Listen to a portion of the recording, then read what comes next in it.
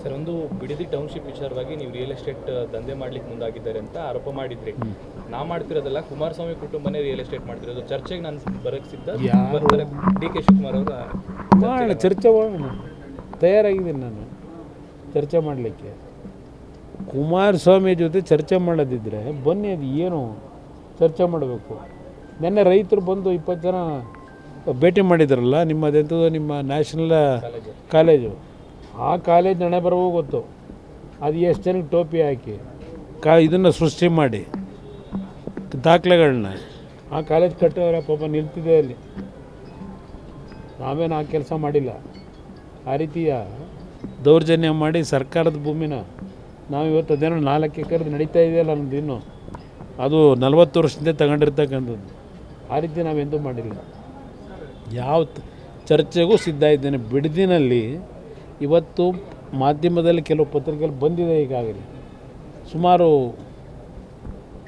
3,500 ಜನ ತಕರಾರು ಅರ್ಜಿ ಕೊಟ್ಟಿದ್ದಾರೆ ಅಂತಕ್ಕಂಥ ಬರೆದಿದ್ದಾರೆ. ಎಲ್ಲರೂ ಜಮೀನು ಇರ್ತಕ್ಕಂಥವ್ರು, ಅದು ಒಂದು 7-8 ಜನ 20 ಎಕರೆ 30 ಎಕರೆ ಇರ್ತಕ್ಕಂಥ ಜನ, 5 ಎಕರೆ ಇರ್ತಕ್ಕಂಥವರು ಒಂದು 3-4 ಜನ ಬರೆದಿದ್ದೀವಿ. ಅಲ್ಲಿ ಹೋಗಿ ಸರ್ವೆ ಮಾಡಿ ಇವತ್ತು ಪತ್ರಿಕೆಯಲ್ಲಿ ಬಂದಿದೆ. ನಾನು ಹೇಳೋದಲ್ಲ, ಅದ್ರ ಜೊತೆಗೆ 5 ಗುಂಟೆ 10 ಗುಂಟೆ 20 ಗುಂಟೆ ಜಮೀನು ಇಟ್ಕೊಂಡು ತರಕಾರಿ ಬೆಳೆದು ಹಸುಗಳು ಸಾಕೊಂಡು ಜೀವನ ಮಾಡ್ತಾ ಇರ್ತಕ್ಕಂಥ ಆ ಕುಟುಂಬಗಳನ್ನು ಬೀದಿಗೆ ತಗೊಂಡೋಗಿ ಹಾಕ್ತಕ್ಕಂಥದ್ದಕ್ಕೆ ಮೌನವಾಗಿರ್ಬೇಕ ನಾನು? ನನ್ನ ಕಾಲದಲ್ಲಿ ಅವತ್ತು 2006ನೇ ಇಸ್ವಿದು ನಾನು ಹೇಳ್ತಾ ಇದ್ದೇನೆ ಸಾರ್ವಜನಿಕವಾಗಿಯೇ. ಅವತ್ತಿನ ನನ್ನ ಕಾರ್ಯಕ್ರಮ ಬೇರೆ ಇದ್ದಿದ್ದು. ಇವರು ಮಾಡೋಕ್ಕೆ ಕೊಟ್ಟಿರೋದು ಯಾವ ಕಾರ್ಯಕ್ರಮ ನಾನು ಇವತ್ತೇನು ಹೇಳ್ತಾ ಇದ್ದೇನೆ. ಮೊನ್ನೆ ಹೇಳಿದ್ನಲ್ಲ, ಮೊದಲು ಹೇಳಿದ್ರು ಸುಮಾರು 2,000 ಎಕರೆ ಭೂಮಿ ಸರ್ಕಾರಿ ಭೂಮಿ ಇದೆ ಅಂತ ಹೇಳಿ. ಅದು 760 ಎಕರೆಗೆ ಹೇಗೆ ರೆಡ್ಯೂಸ್ ಆಯ್ತದು? ಭೂಮಿ ಎಲ್ಲೋಯ್ತು?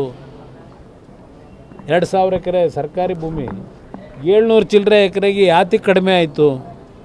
ಅದು ಯಾವ ರೀತಿ ಆ ಭೂಮಿನ ಇವತ್ತಿದೆ ಅದೇ ಹೆದರ್ಕೊಂಡು ಹೊಡೋಯ್ತಾ ಇಲ್ಲ. ಆದರೂ ಶಿವಕುಮಾರ್ ಬಂದವ್ರೆ ಅಂತ ಹೇಳಿ ಎಲ್ಲಿ ಕಳಿಸಿದ್ರಿ ಆ ಭೂಮಿಯ ಮಾಹಿತಿಗಳನ್ನ? ದಾಖಲೆಗಳು ಯಾರ ಪರವಾಗಿ ಹೋಯಿತು? ಚರ್ಚೆ ಮಾಡೋಣಂತೆ. ಸರಿ ಆಯಿತು. ಇವತ್ತು ಅಖಂಡ ಶ್ರೀನಿವಾಸ ಮೂರ್ತಿ ಮನೆಯವ್ರಿಗೆ ಹೋಗಿದ್ರಿ. ಇಲ್ಲ, ಅಖಂಡ ಶ್ರೀನಿವಾಸ ಮೂರ್ತಿ ನನ್ನ ಪಕ್ಷದಿಂದಲೇ ಆಯ್ಕೆ ಆದವರು. 2 ಬಾರಿ ಶಾಸಕರಾಗಿದ್ದರು. ನಂತರ ಕಾಂಗ್ರೆಸ್ಗೆ ಇನ್ನೊಬ್ಬ ಸ್ನೇಹಿತರ ಜೊತೆ ಸೇರಿ ಹೋಗಿದ್ದರು. ಅಲ್ಲಿ ಹೋಗಿ ಈಗ ಅವರಿಗೆ ನನ್ನ ಒಂದು ಮನೆ ಜನತಾದಳವೇ ಸರಿಯಾದ ಮನೆ, ನಾನು ಮತ್ತೆ ವಾಪಸ್ ಬರಬೇಕು ಅಂತಕ್ಕಂಥ ನಿರ್ಣಯ ಮಾಡಿ ಅವ್ರ ಕುಟುಂಬದಲ್ಲಿ ಇವತ್ತು ಅವ್ರ ಮನೆಗೆ ಬರಬೇಕು ಅಂತಕ್ಕಂಥದ್ದಕ್ಕೆ ಅವರೆಲ್ಲರ ಒಂದು ಮನವಿ ಏನಿತ್ತು, ಆಹ್ವಾನ, ಆ ಆಹ್ವಾನದ ಮೇರೆಗೆ ಅವ್ರ ಮನೆಗೆ ಹೋಗಿದ್ದೆ. ಸದ್ಯದಲ್ಲೇ ಒಂದು ದೊಡ್ಡ ಬೃಹತ್ ಸಭೆ ಮುಖಾಂತರ ಅವರು ಅಧಿಕೃತವಾಗಿ ಪಕ್ಷಕ್ಕೆ ಸೇರ್ತಕ್ಕಂಥದ್ದಕ್ಕೆ ತೀರ್ಮಾನ ಮಾಡ್ಕೊಂಡಿದ್ದಾರೆ. ಪಕ್ಷಕ್ಕೆ ಬರಮಾಡ್ಕೊಂಡಿದ್ದಾರೆ.